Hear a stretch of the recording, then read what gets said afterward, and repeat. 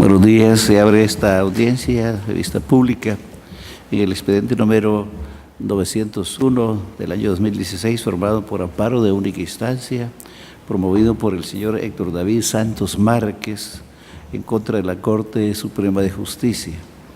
La secretaria general adjunto hará relación del acto reclamado y de la petición de fondo formulada por el postulante y efectuará las advertencias reglamentarias respectivas al desarrollo de la presente audiencia.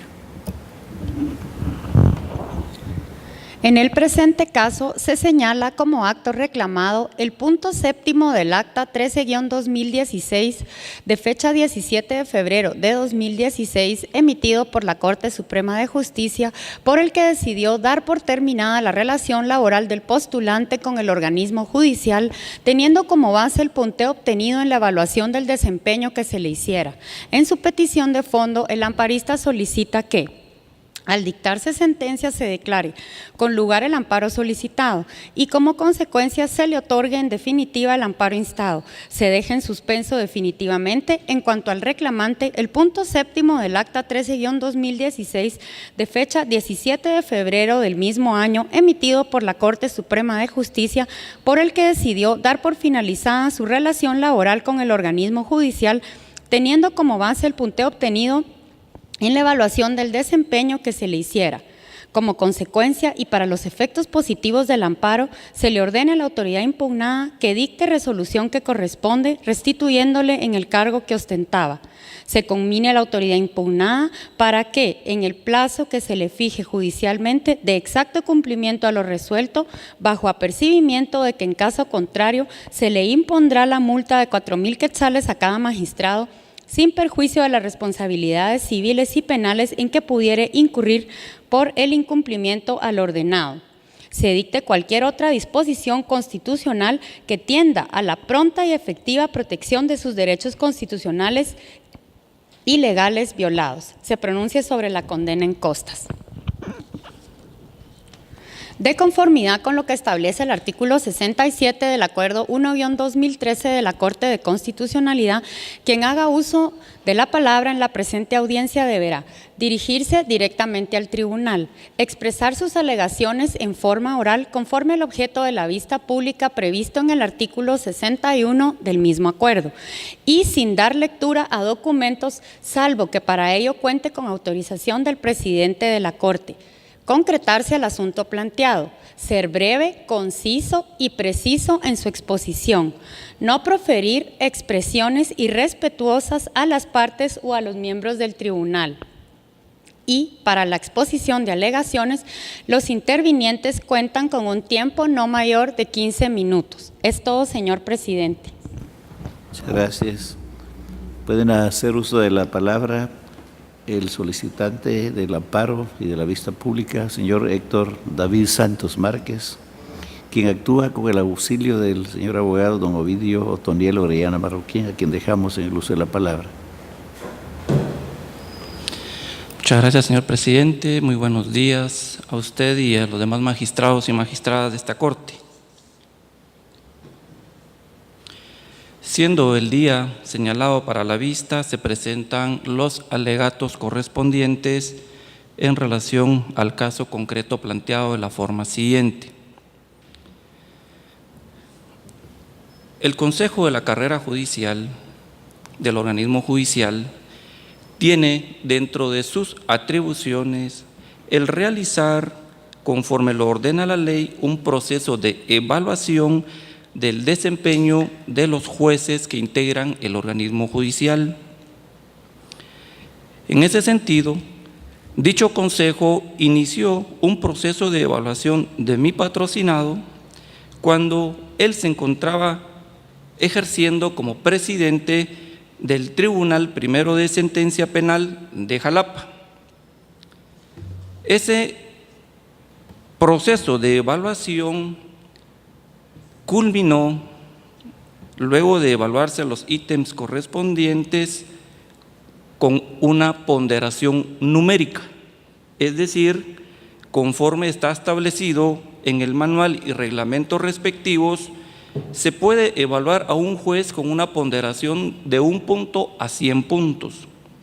Sin embargo, si el juez obtiene una nota mínima de 70 puntos, automáticamente, por disposición de esta Corte, en algunos fallos, pues la Corte Suprema de Justicia no le queda más que renovar por un nuevo periodo constitucional de 5 años al juez que corresponde. En el caso concreto, mi patrocinado en este otro proceso de evaluación, porque este no era el primero de él, sino ya era uno más, él obtuvo una nota después de esa evaluación de 66.35 puntos, es decir, a escasos 3 puntos de la nota mínima que se requería para poder tener la opción, repito, según jurisprudencia de esta Corte, de que automáticamente se le renovara ese periodo. Ese proceso de evaluación, bueno, a los jueces son evaluados sobre aproximadamente 10 ítems. De esos 10 ítems hay por lo menos 3 que no son claros ni transparentes, es decir, son evaluaciones que se realizan de una forma que le veda al juez cualquier posibilidad de poder impugnar objetivamente esa evaluación porque se realizan con claves secretas. Esas claves secretas solo las sabe alguno que maneja una computadora en el Consejo de la Carrera Judicial y nadie más.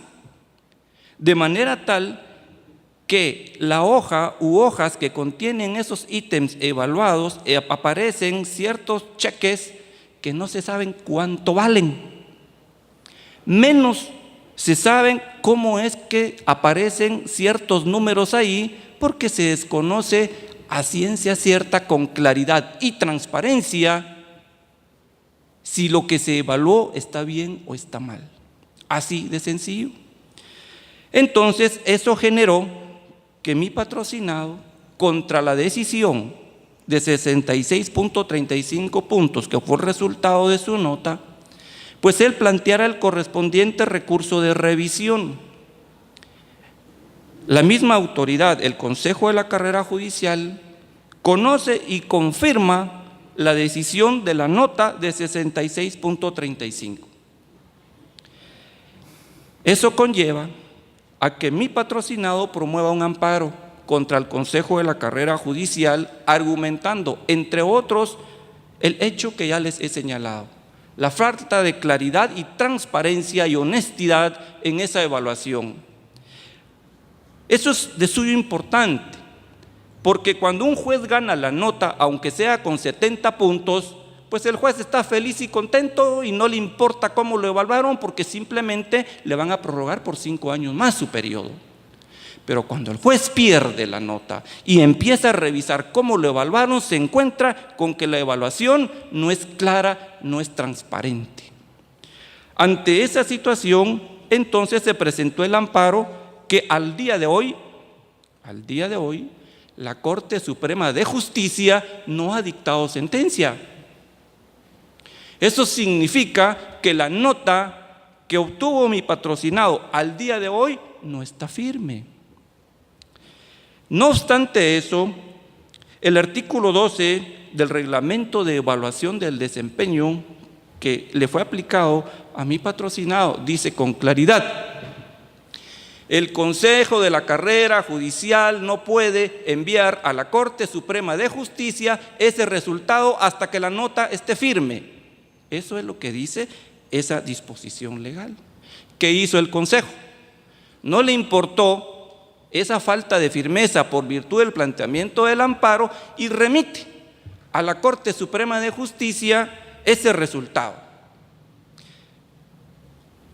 Como no se obtuvo el amparo provisional, lo cual era evidente, pues la Corte Suprema de Justicia es juez y parte en esta clase de asuntos, entonces no le otorgaron amparo provisional. Entonces continúa el asunto siempre con la nota no firme, pero sin respuesta concreta al día de hoy. Entonces sucede que la Corte Suprema de Justicia recibe la nota que le envía al Consejo y emite la disposición que hoy constituye el acto reclamado, que es que la Corte Suprema de Justicia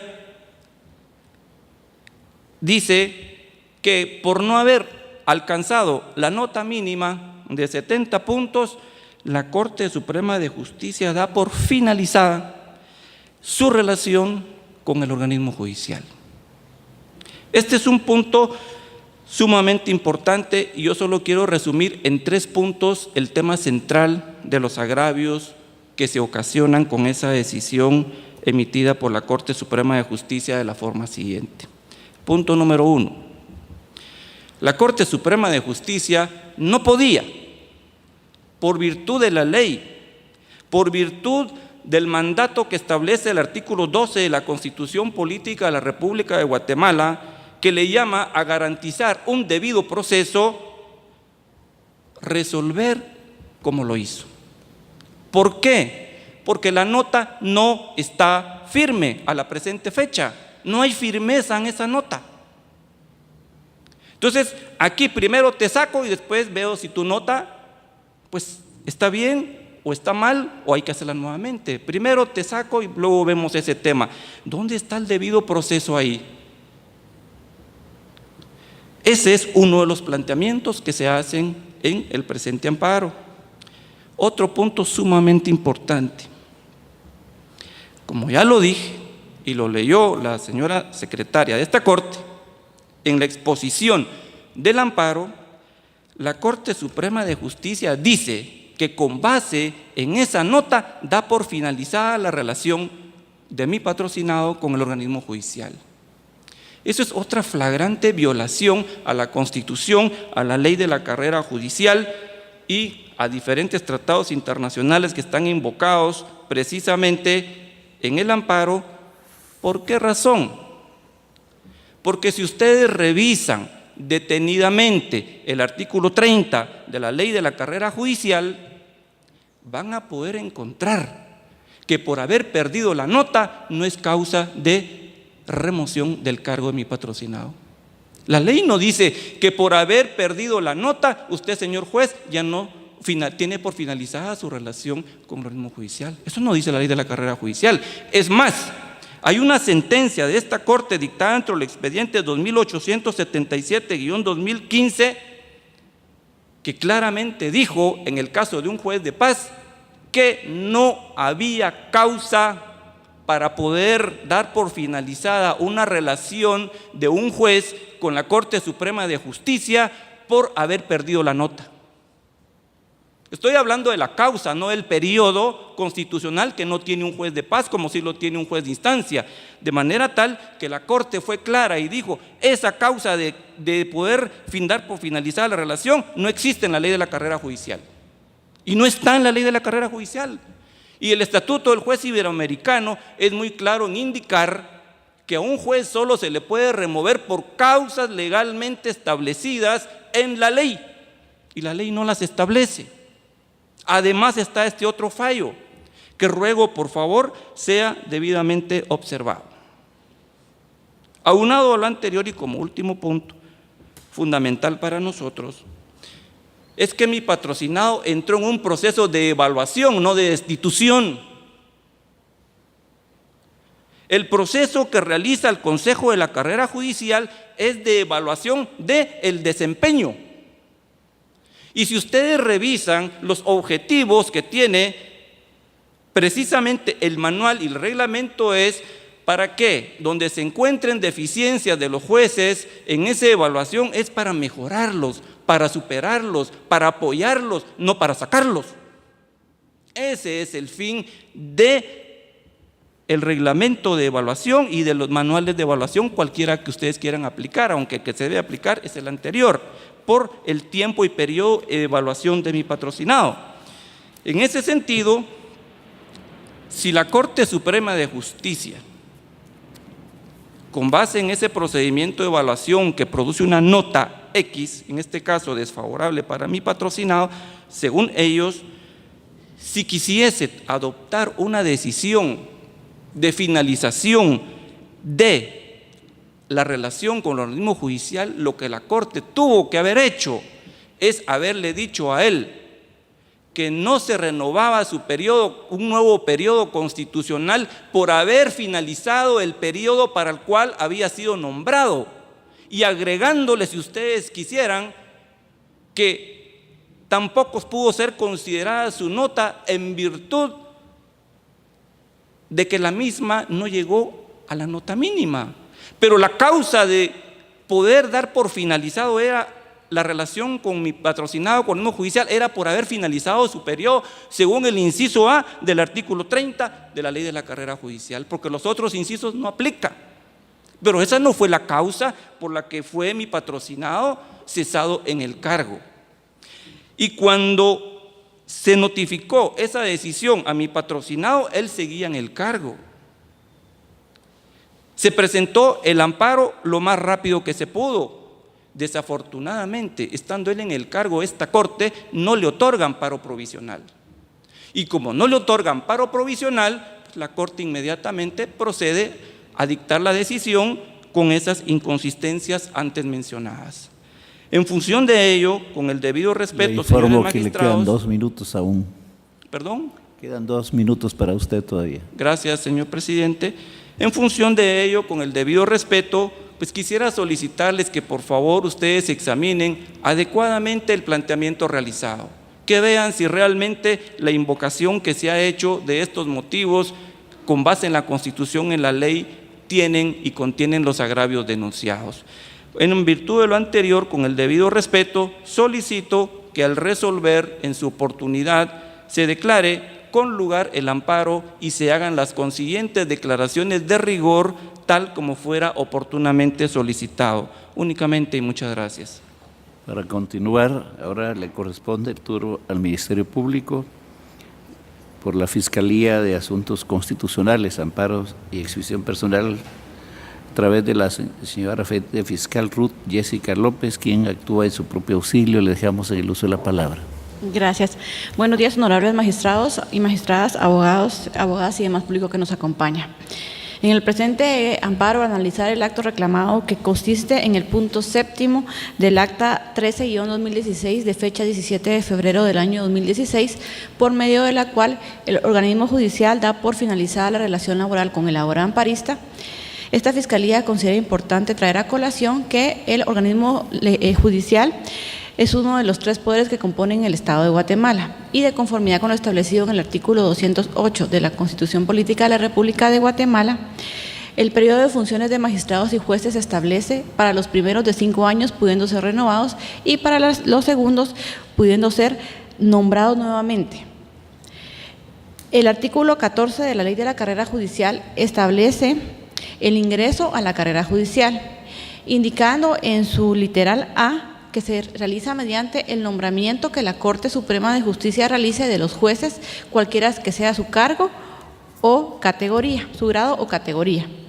El artículo 20 de esta misma ley establece que, vencido el periodo para el cual fueron nombrados los jueces, podrán ser nombrado nuevamente o no, ello tomando en consideración el resultado de la evaluación de desempeño, de rendimiento y comportamiento profesional del juzgador elaborado por el Consejo de la Carrera Judicial. El artículo 32 de esta misma ley de la carrera judicial establece que el rendimiento de los jueces y magistrados se realizará por el Consejo de la Carrera Judicial cada año o cuando se considere necesario.